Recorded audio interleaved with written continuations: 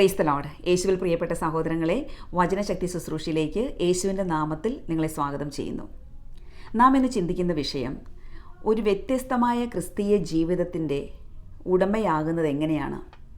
നാം വിളിക്കപ്പെട്ടിരിക്കുന്നത് തന്നെ ക്രിസ്തുവിൻ്റെ അനുയായികളാകാൻ, വ്യത്യസ്തമായ ഒരു ക്രിസ്തീയ ജീവിത ശൈലിക്ക് വേണ്ടിയാണ്. നാം എല്ലാവരും മനുഷ്യരാണ്, മനുഷ്യരിൽ നന്മയുണ്ട്. മത്തായിയുടെ സുവിശേഷം 5-ാം അധ്യായം 43 മുതൽ 48 വരെയുള്ള വാക്യങ്ങളിൽ ക്രിസ്തു നമ്മളോട് പറയുന്നുണ്ട്, ശത്രുക്കളെ സ്നേഹിക്കുക. അവിടെ ദൈവത്തിൻ്റെ ഒരു സ്വഭാവം, ദൈവത്തിൻ്റെ ഒരു നേച്ചർ വെളിപ്പെടുത്തുന്നുണ്ട്. 45-ാം വാക്യത്തിൽ ഈശോ പറയുകയാണ്, ദൈവത്തിന് യാതൊരു പക്ഷാഭേദവുമില്ല. ദുഷ്ടരുടെയും ശിഷ്ടരുടെയും മേൽ അവിടുന്ന് സൂര്യനെ ഉദിപ്പിക്കുകയും നീതിമാന്മാരുടെയും നീതിരഹിതരുടെയും മേൽ മഴ പെയ്യ്ക്കുകയും ചെയ്യുന്നു.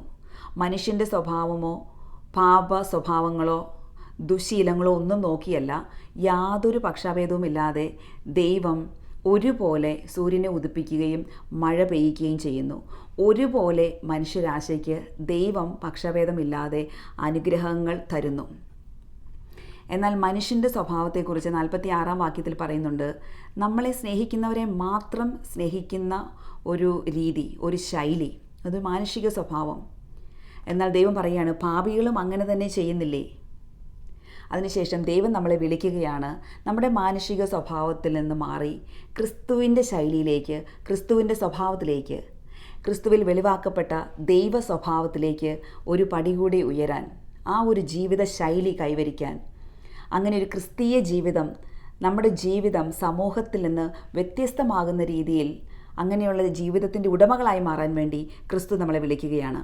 വിശുദ്ധ മത്തായിയുടെ സുവിശേഷം 5-ാം അധ്യായം 47-48 വാക്യങ്ങളിൽ നാം ഇപ്രകാരം വായിക്കുന്നു, സഹോദരങ്ങളെ മാത്രമേ നിങ്ങൾ അഭിവാദനം ചെയ്യുന്നുള്ളൂ എങ്കിൽ വിശേഷവിധിയായി എന്താണ് നിങ്ങൾ ചെയ്യുന്നത്? വിജാതീയരും അതുതന്നെ ചെയ്യുന്നില്ലേ? അതുകൊണ്ട് നിങ്ങളുടെ സ്വർഗസ്ഥനായ പിതാവ് പരിപൂർണനായിരിക്കുന്നത് പോലെ നിങ്ങളും പരിപൂർണരായിരിക്കുവിൻ. സഹോദരങ്ങളെ മാത്രമേ നിങ്ങൾ അഭിവാദനം ചെയ്യുന്നുള്ളെങ്കിൽ, നമ്മളെ സ്നേഹിക്കുന്നവരെ മാത്രം സ്നേഹിക്കുന്നു, നമുക്ക് ഉപകാരം ചെയ്യുന്നവർക്ക് മാത്രം നമ്മൾ ഉപകാരം ചെയ്യുന്നു, നമ്മളെ നന്നായി ട്രീറ്റ് ചെയ്യുന്നവരെ മാത്രം നമ്മളും അഭിവാദനം ചെയ്യുന്നു. ഇങ്ങനെയൊക്കെ ചെയ്താൽ ദൈവം പറയുകയാണ്, ദൈവസന്നിധിയിൽ അതിന് വിശേഷവിധിയായി ഒന്നും ചെയ്യുന്നില്ല.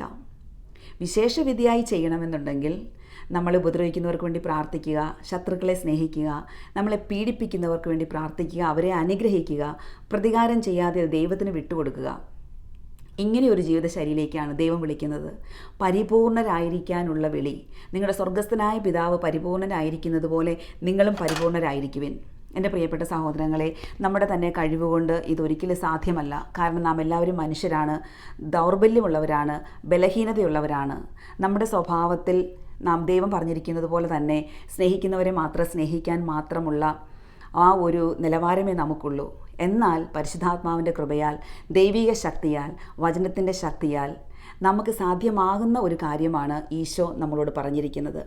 ആകയാൽ ഈ ഒരു കൃപയ്ക്കായി, ശത്രുക്കളെ സ്നേഹിക്കാനുള്ള കൃപയ്ക്കായി, ആരോടും പക്ഷാഭേദമില്ലാതെ സ്വർഗസ്ഥനായ പിതാവ് സ്നേഹിക്കുന്നത് പോലെ നമുക്കും സ്നേഹിക്കാൻ സാധിക്കണമേ എന്ന് പ്രാർത്ഥിക്കാം. പരിപൂർണതയിലേക്ക് വളരാൻ പരിശുദ്ധാത്മാവിൻ്റെ കൃപയ്ക്കായി പ്രാർത്ഥിക്കാം. എല്ലാവരെയും സ്നേഹിക്കാനും എല്ലാവർക്കും നന്മ ചെയ്യാനുമുള്ള കൃപയ്ക്കായി നമുക്ക് പ്രാർത്ഥിക്കാം. ഇതിനായി ദൈവം നമ്മളെ അനുഗ്രഹിക്കട്ടെ, പരിശുദ്ധാത്മാവിനാൽ നിറയ്ക്കട്ടെ, വചനശക്തിയാൽ നിറയ്ക്കട്ടെ. ആമേൻ.